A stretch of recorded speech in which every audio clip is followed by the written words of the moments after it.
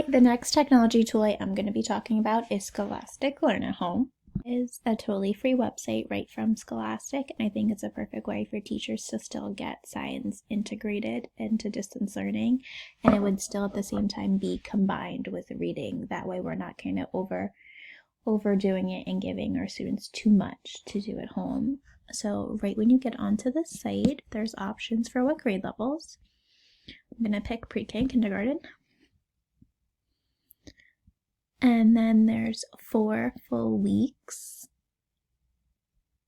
of daily activities, and we're going to look at day 1. They do have available right now. So the intended audience for this site would be my students and of course teachers to utilize it, and then as well as the parents. It'd be something easy for the parents to do with their child at home, where everything kind of is in one spot and they're not clicking around from site to site or trying to look for certain books at home to go with certain topics. So each day does have a specific topic that has a nonfiction book and a fiction book that goes with it.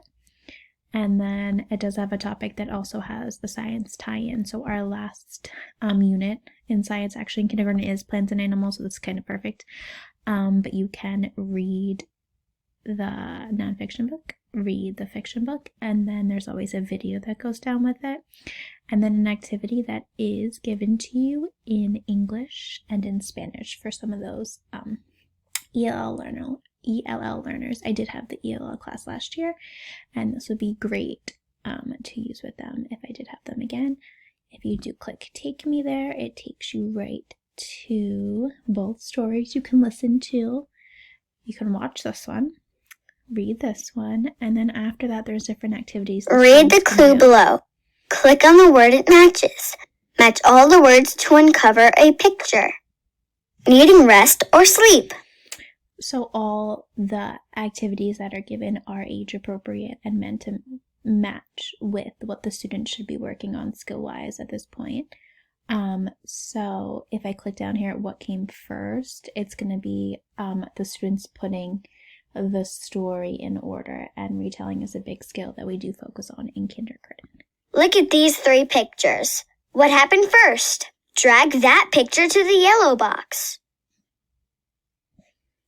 And then when you go back, there's other days listed. So the next day would be plants, living things and plants, and then life cycles and baby animals, and every day kind of follows the same kind of the same routine, where there's a fiction book, a nonfiction book, a video to go with the topic, and then of course the activity. And the activities never require that I can see many outside materials that parents may not have at home. Standards that would be covered with Scholastic Learn at Home would be 3D, support educators in using technology to advance learning that meets the diverse learning, cultural, and social emotional needs of individual students, and 2E, share lessons learned, best practices, challenges, and the impact of learning with technology with other educational leaders who want to learn from this work.